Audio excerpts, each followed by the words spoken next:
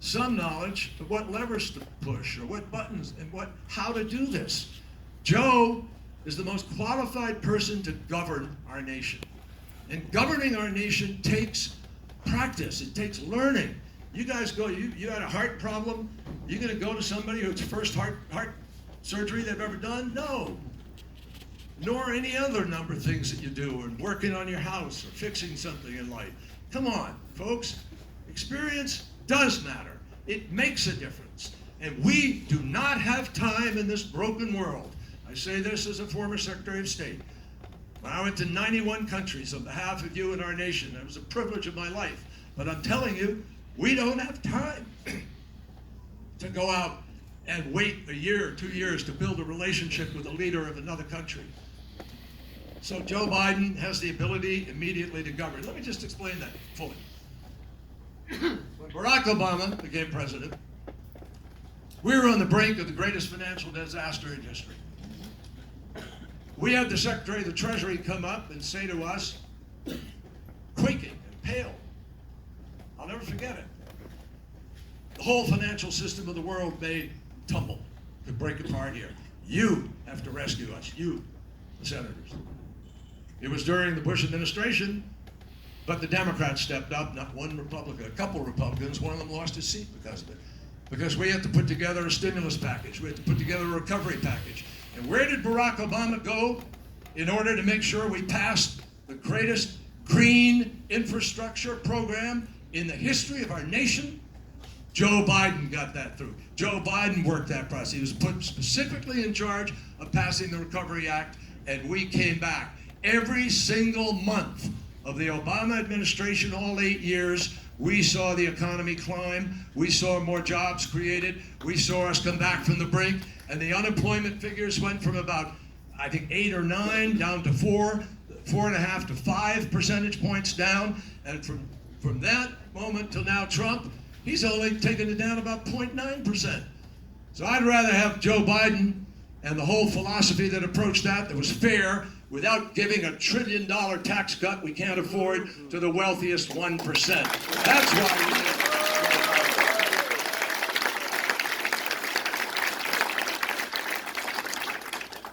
healthcare.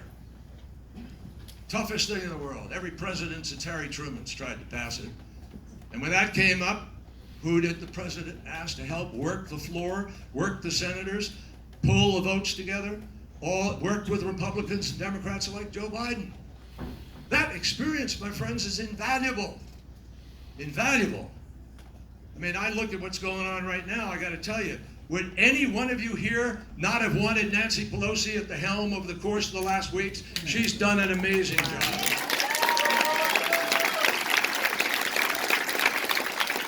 Well, I got news for you. Nancy Pelosi's 79. And so when I hear people talking about age, I'm over 70. I got news for you folks. 70 is the new 50s.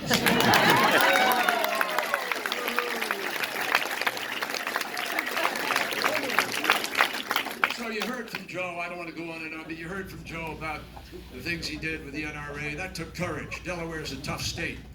I'm a hunter, I'm a gun owner, been that all my life. But I got news for you. I'm sure there's not a veteran here who would take an AR-16 with a long clip to go out and shoot a deer or shoot anything. There has no business. Joe led the fight to get those things off the street, and now we have a crowd that was willing to bring them back. And we saw what happened in Las Vegas and other places. We need a Joe Biden with the guts and the courage and the savvy to be able to do something about that's reasonable about guns in our country.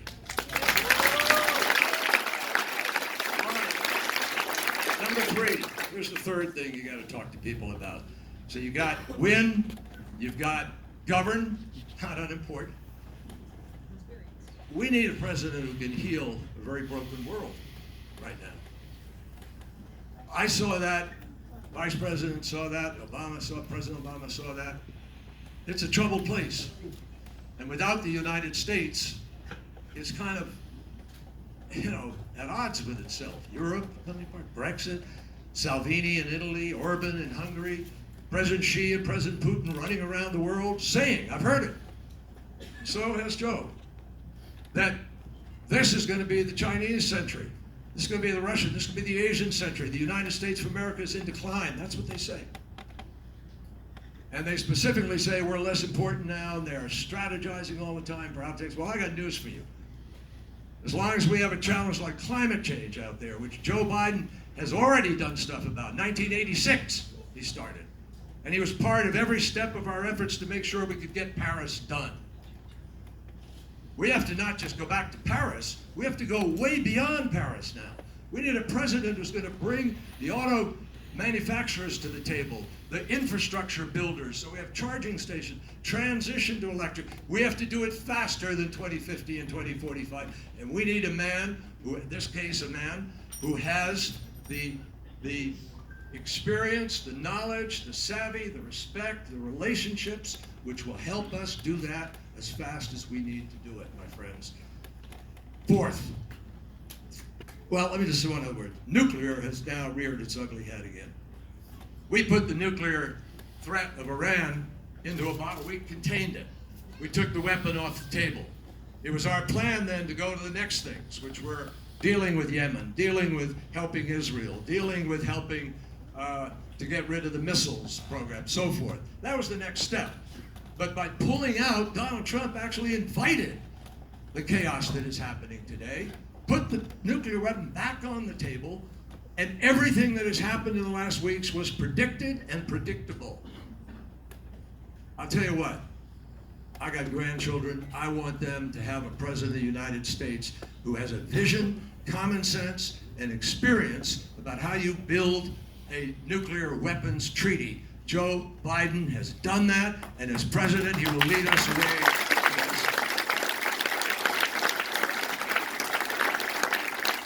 So the last thing, and get out of your way. Character. Doris Kearns Goodwin says that this young man has got more energy than anybody else. If we could harness that energy, we'd solve our problems. You're very patient. I love it. I have grandkids, so let me just say to everybody here that character, and Doris Kearns Goodwin put her finger on it, and nobody knows presidents and presidential history better than she does. She said, you know, presidents have to have empathy. Empathy is one of the most critical qualities of a president. Does anybody here believe that there's an ounce of empathy in Donald Trump? That's ours. He goes down to Puerto Rico and he lobs paper towels at people. No hugs. I didn't see any expressions, and he just dissed them, and hasn't to this day given Puerto Rico what it deserves because he makes it a political issue. We need a president who's going to understand how you build the feelings of a nation. When he says heal the soul of a nation, this is what it means. Bring people together. Bring people away from this polarization. Make it clear that we're not ordained to be fighting each other. And we certainly don't have to have leaders who go to the lowest common denominator of politics. We need leaders like President Kennedy, and even Reagan lifted people to a higher dimension and sought to take the country to a better, higher place. You and I, all of you here know that Joe Biden is prepared to and committed to do that. And I'll tell you, as somebody who lost friends when I was young, and I'm a parent, I think every parent here knows the worst thing you would ever fear. And Abby hit it. By the way, Abby, where are you sitting here? Abby's absolutely spectacular, and she's doing a great job. And anybody here in the first district,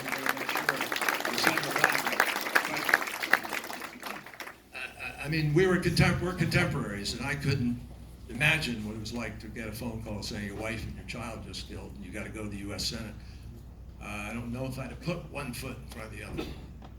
He did. And then he loses his son, Bo, who I knew well and saw just days as he went off to active duty abroad.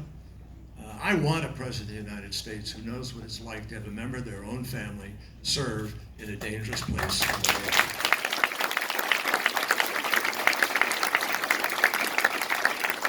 And his character has been tested all across the board. And you know as well as I do that this administration is such a juxtaposition, the administration of Obama and Biden. is such a night and day comparison to what we have in the White House today.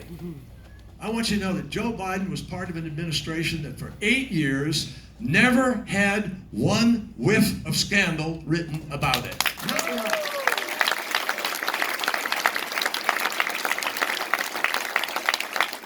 And so why now suddenly do you start to hear this stuff? Well, why suddenly, after all my years, did you hear my military record being attacked? Because that's the Republican strategy. They're swift-boating him, they're going after him, and I'm asking Iowa to make certain that never again will we allow a candidate for president to be slimed and smeared by people who don't even know what the truth is. We need to stand up for Joe and understand. So Iowa, don't back off.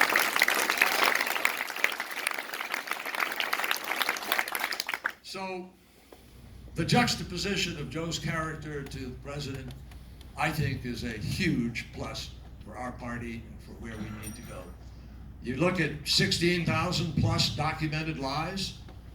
You look at 10 cases of obstruction of justice that were laid out in the Mueller report, though not prosecuted because he couldn't show a conspiracy, but he showed the instances without a conspiracy.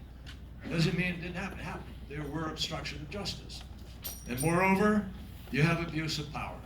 You have abuse of power in so many different ways. And I tell you something, what's going to happen over the next months?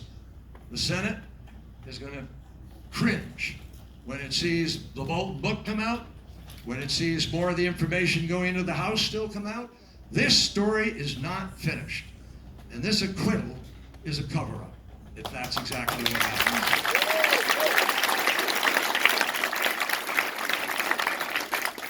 So, you juxtapose that, and I got news for you folks. I'm excited about what we're going to have happen. You do what we need to do on Monday, a little less than 60 hours from now. Pull the people to that caucus, get them to sign the caucus cards out of here today, please. Caucus cards, say you're going to come out. But democracy doesn't work on automatic pilot.